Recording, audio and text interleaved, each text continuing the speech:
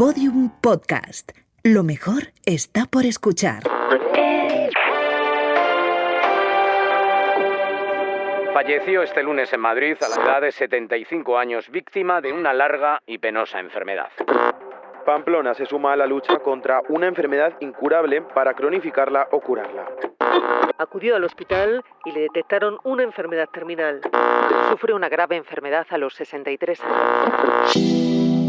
Pacientes con cáncer. Padeció cáncer. Con más casos de cáncer. Que están relacionadas con el cáncer. Con más casos de cáncer. Pasado un cáncer. La enfermedad del cáncer. Básicamente un cáncer. El Día Mundial del Cáncer. Cáncer.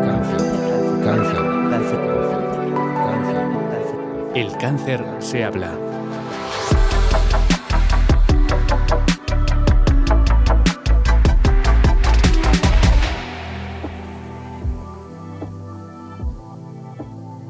El cáncer no es una lucha, no es una guerra, no se gana y, por supuesto, no se pierde.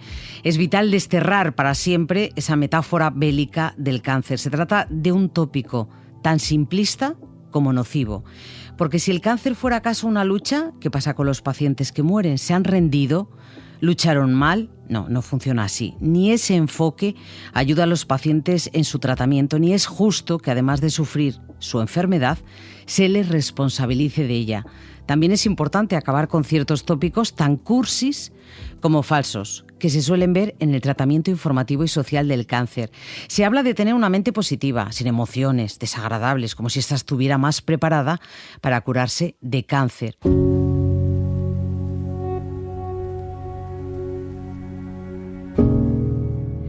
En un tratamiento oncológico influyen muchos factores y el paciente no debe culpabilizarse nunca por sus emociones. Trabajar el bienestar psicológico es importante, pero es el tratamiento médico el que ayuda a superar la enfermedad. Es natural que si estás enferma tengas miedo o sientas tristeza o tengas rabia. Son emociones humanas diseñadas para ayudarnos a digerir momentos complejos en nuestra vida y tenemos derecho a sentirlas.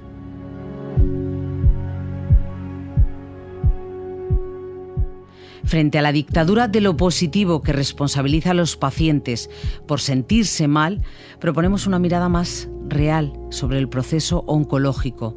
Es importante que el paciente se sienta cuidado, pero también que a su alrededor se comprenda que está en un momento difícil y que no van a ser todos sonrisas.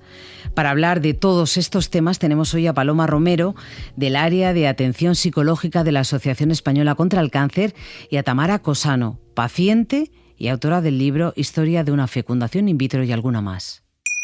Episodio 7. De la dictadura de la positividad se habla.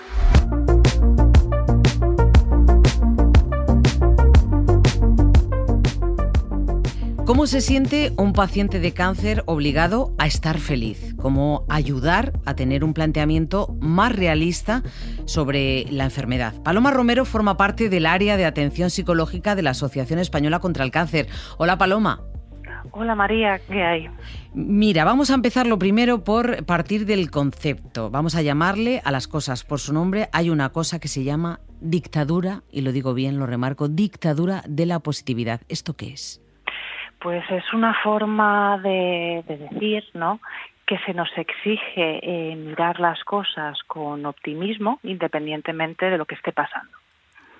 Y con este tipo de enfoques, ¿crees, Paloma, que estamos culpabilizando al paciente por sentirse mal? Pues probablemente, sí. La verdad es que en mi experiencia profesional es algo que me encuentro bastante a menudo. El problema es que bueno, yo creo que ser testigo del sufrimiento de otra persona es algo muy difícil, es algo muy duro, ¿no? Y desde luego yo creo que se parte de una buena intención, pero ¿qué sucede? Que se trata de un argumento muy simplista, ¿no? Mira solamente lo positivo, ¿no? Si quieres, puedes, si te esfuerzas lo suficiente, pues lo conseguirás, ¿no? Es tema de enfoque, no depende de ti. Entonces, ¿qué sucede? Que si esto ya en la vida pues no funciona y nos aboca muchas veces a la frustración, cuando encontramos una circunstancia como puede ser un diagnóstico oncológico, tanto en nuestra persona como en la de un ser querido, esto se complica todavía más, ¿no? Porque genera pues probablemente unas expectativas muy poco realistas, ¿no? cuando el cáncer entra en tu vida, pues duele física, mental y emocionalmente, ¿vale? Es algo que es un estresor objetivo que nos va a pasar a nosotros y a cualquier otra persona en otro punto del planeta. Entonces, ¿qué sucede? Que, digamos, intentar no transmitir el mensaje de que tienes que estar sereno, que tienes que estar esperanzado, que tienes que mirar solamente las cosas buenas que te cuenta el médico y desatender todo lo demás, ¿no? Pues digamos que deja a los pacientes muy solos, sobre todo porque esto es imposible. Vamos, yo no sé si tú eres capaz de controlar tus emociones o tus pensamientos, ¿no? Las 24 horas del día, los 7 días de la semana en una vida normal. Yo no, personalmente, y le exigimos esto a un paciente oncológico. ¿Qué sucede? Que él va a experimentar una respuesta emocional que no puede evitar tenerla, ¿no?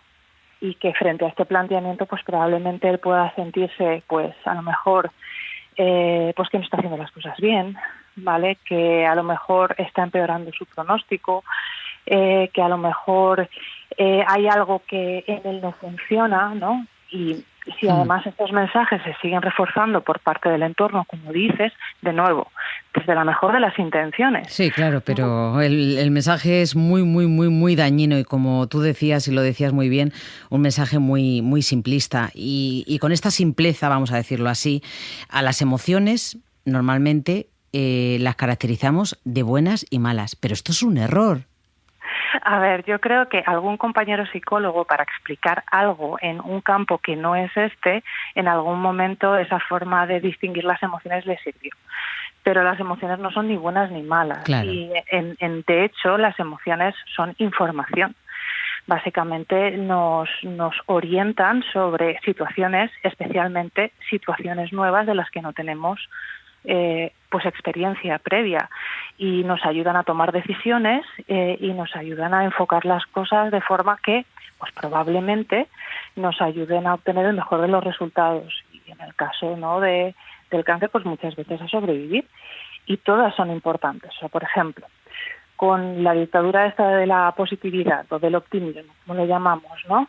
Si solamente hiciéramos caso a las emociones positivas y fuéramos 100% optimistas, pues a lo mejor frente a sintomatología, yo qué sé, pues un sangrado leve, un bultito en un sitio donde no debería haber nada, ¿no? Si yo pienso que eso pues va a ser estupendo y maravilloso porque no va a pasar nada, porque bueno, que no hay que ser cenizo y anticiparse, pues a lo mejor yo no voy al médico y no me reviso y entonces las consecuencias son peores, ¿no?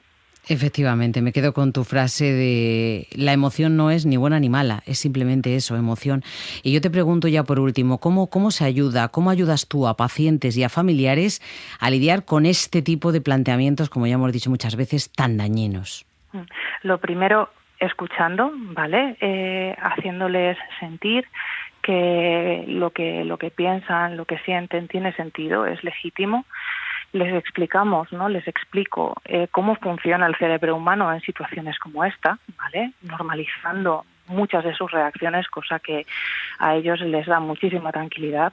Luego, además, pues como va a haber altibajos y va a haber malestar, que es predecible, ¿no? Pues lo que hago es que proponemos formas de abordaje, ¿no? Que pueden implementar en su día a día. Hacemos este manejo de expectativas, y hombre, pues al 100% no vas a estar, y que no estés al 100% no significa que lo estés haciendo mal, ¿no?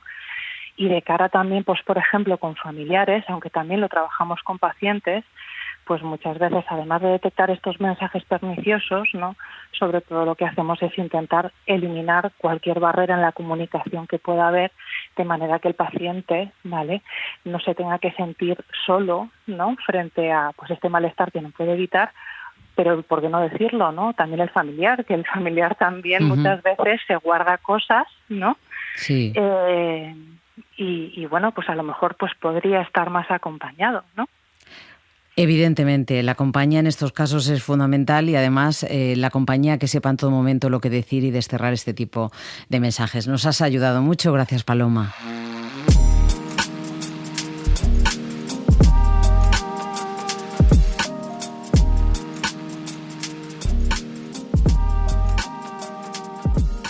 Como cada episodio vamos a ver también la perspectiva del paciente. Tamara Cosano es autora del libro Historia de una fecundación in vitro y alguna más, cuyos beneficios van íntegramente a la Asociación Española contra el Cáncer, y es superviviente de un cáncer de mama. Bienvenida, Tamara. Hola, gracias por invitarme. El placer es nuestro. Mira, tú has tenido un cáncer de mama. ¿Cómo ves que esa enfermedad se haya asociado al color rosa? Pues mira, yo siempre digo lo mismo. Las veces que me lo han preguntado, esto en las distintas presentaciones que he hecho de mi libro, siempre digo que el cáncer es un marrón. Y es un marrón muy gordo. Ahora, que le queremos poner al cáncer de mama el color rosa y a los distintos tipos de cánceres el color amarillo, el verde, el marrón, el azul, el que quieras, me da igual. Pero el cáncer es en sí un marrón, independientemente del tipo que sea. Es un marrón muy gordo, además. El color en este caso no ayuda, y dulcificar este tipo de mensajes con el color ¿a ti no te parece conveniente? No, porque además creo que no lo dulcifica. O sea, es que no, la palabra cáncer no va asociada a nada dulce, a nada de color rosa, a nada de color verde, ¿no? Entonces la palabra cáncer, como te digo, es un marrón. ¿Que le queremos poner un color? Bueno, pues se lo ponemos. ¿Que el día 19 de octubre es el Día Internacional del Cáncer de Mama y se tiñe todo de rosa? Pues bueno, pero es que eso tendría que estar todo el año. Los 365 días del año tendría que ser el color rosa, el amarillo, el verde y todos los colores. No solamente un día y ponerle un color. Tendrán que ser los 365 días del año. Tamara, si me permites una pregunta en plan personal. ¿No te fastidia a ti, enferma de cáncer, que la sociedad, en cierto modo, te obligue a positivizar tu enfermedad? Sí, muchísimo. Porque además nadie sabe lo que es pasar por un cáncer hasta que no lo pasas. Y yo, cuando me diagnosticaban el cáncer, me decían, bueno, pues es un cáncer de mama, pues el cáncer de mama hoy en día se cura, no pasa nada. ¿No pasa nada? Que te lo cuenten a ti, ¿verdad? Que me lo cuenten a mí, y luego no solamente no pasa nada, sino que el cáncer de mama, sea el que sea, lo cures, lo cojas a tiempo, no lo cojas a tiempo, se cure o no se cure, te va a crear una ya de por vida, vas a tener unos efectos secundarios irreversibles, y eso nada más que lo sabe la que lo pasa. Es decir, a mí nadie me puede decir que el cáncer de mama, es un cáncer de mama, pues hoy el cáncer de mama se cura. Es que vendemos que el cáncer de mama hoy en día se cura. Y el cáncer de mama, como cualquier otro cáncer, se curarán algunos, otros no. Y hay muchos tipos de cánceres y muchos grados de cánceres. Entonces no podemos hablar a la ligera, no pasa nada, el cáncer de mama se cura. No, perdona, que la que tiene el cáncer de mama soy yo y la que lo estoy viviendo soy yo. ¿Cómo vas a decir eso? ¿No? Entonces yo creo que sí, yo creo que eso se debería, ese tipo de cosas, de expresiones se deberían de evitar, sobre todo cuando estás en ese periodo, en ese trance se debería de evitar. Efectivamente. Porque hace mucho daño. Y el que no se cura, ¿verdad?, no es una persona que ha perdido una batalla.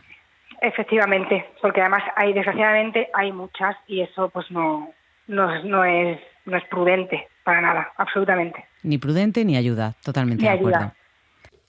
¿Es mucha presión, Tamara, además del tratamiento, tener que estar feliz todo el tiempo?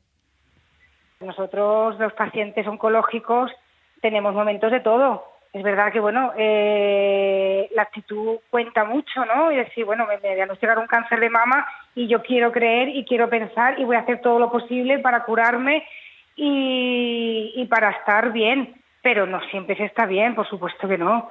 Tienes días mejores, días peores. Luego, aparte, los tratamientos que te dan son muy agresivos. Claro. Y pues todo eso al final crea una mella en ti, tanto física como psicológica, que es imposible que estés bien siempre. Eso es imposible. Y además sería raro, ¿verdad? Y contraproducente, como tú decías. No sería humano, no sería humano. Seríamos máquinas, ¿verdad? Claro, que me han diagnosticado un cáncer y yo estoy feliz y contenta. Perdona, no es imposible. Sí. Claro, evidentemente nos tendríamos que mirar otra cosa que sería la cabeza, claro, pero de eso no hablamos ahora. Yo lo que quería preguntarte, ¿cómo te ha ayudado a ti la Asociación Española contra el Cáncer?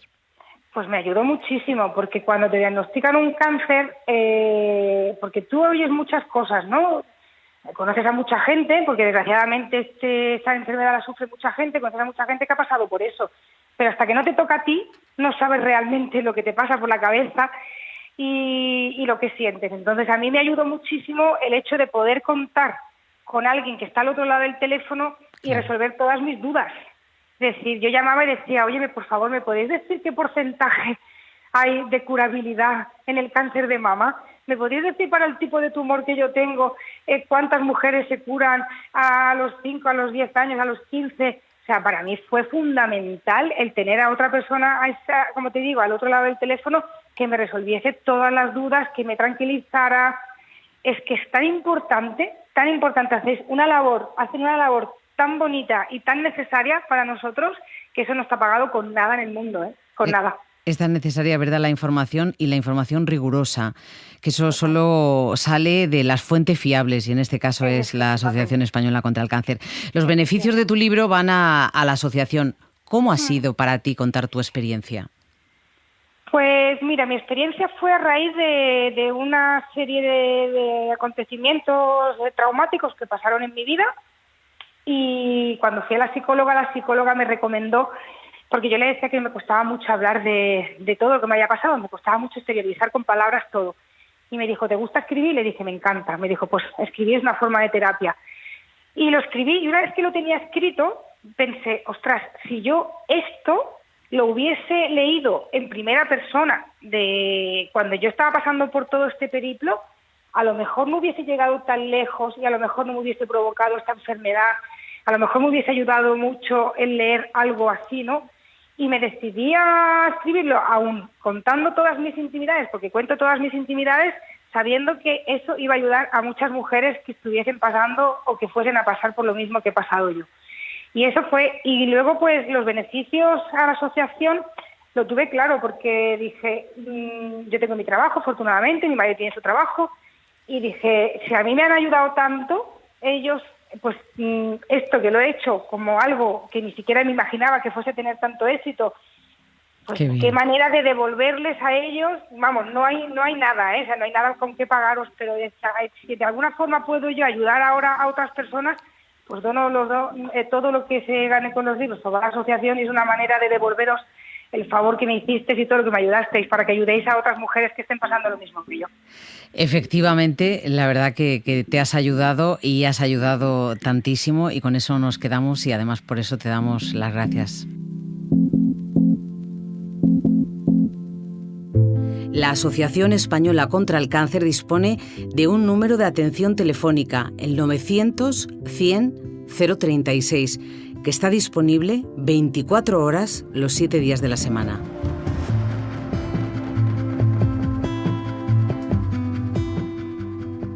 Frente a una sociedad que pretende reducir la visión del cáncer a una simplificación cursi, hay que entender que los pacientes atraviesan estados emocionales complejos. Yo creo que ser testigo del sufrimiento de otra persona es algo muy difícil, es algo muy duro, ¿no? Y desde luego yo creo que se parte de una buena intención, pero ¿qué sucede? Que se trata de un argumento muy simplista, ¿no? Mira solamente lo positivo, ¿no? Si quieres, puedes. Si te esfuerzas lo suficiente, pues lo conseguirás, ¿no? Es tema de enfoque, no depende de ti. Entonces, ¿qué sucede? Que si esto ya en la vida, ¿no?, pues no funciona y nos aboca muchas veces a la frustración, cuando encontramos una circunstancia como puede ser un diagnóstico oncológico, tanto en nuestra persona como en la de un ser querido, esto se complica todavía más, ¿no? Porque genera pues probablemente unas expectativas muy poco realistas. Es importante estar bien psicológicamente, con cáncer o sin él, pero debemos acabar cuanto antes con responsabilizar al paciente de su estado emocional. Porque además nadie sabe lo que es pasar por un cáncer hasta que no lo pasas. Y yo cuando me diagnosticaban el cáncer me decían, bueno, pues un cáncer de mama, pues el cáncer de mama hoy en día se cura, no pasa nada. ¿No pasa nada? Que me lo cuenten a mí, y luego no solamente no pasa nada, sino que el cáncer de mama, sea el que sea, lo cures, lo cojas a tiempo, no lo cojas a tiempo, se cure o no se cure, te va a crear una ya de por vida, vas a tener unos efectos secundarios irreversibles, y eso nada más que lo sabe la que lo pasa. Es decir, a mí nadie me puede decir que el cáncer de mama, pues un cáncer de mama, pues hoy el cáncer de mama se cura. Es que vendemos eso, vendemos que el cáncer de mama hoy en día se cura. Y el cáncer de mama, como cualquier otro cáncer, se curarán algunos, otros no. Recordad, El Cáncer se habla. Si necesitáis hacerlo, la Asociación Española contra el Cáncer está ahí para ayudar. Y juntos podemos conseguir cambiar la percepción de esta enfermedad. Gracias por estar ahí, por suscribiros y por compartir este podcast. Seguimos generando conversación sobre el cáncer. Queremos más investigación, por supuesto, pero para ayudar a los pacientes y sus familias es importante que la sociedad tenga una mirada más natural sobre el cáncer. El Cáncer se habla es un proyecto de la Asociación Española contra el Cáncer. Presentado por María Manjabacas. Guión, Gerardo Lagüens. Edición sonora, Andrés Fernández. Producción, Alicia Fernández. Producción ejecutiva, Elia Fernández.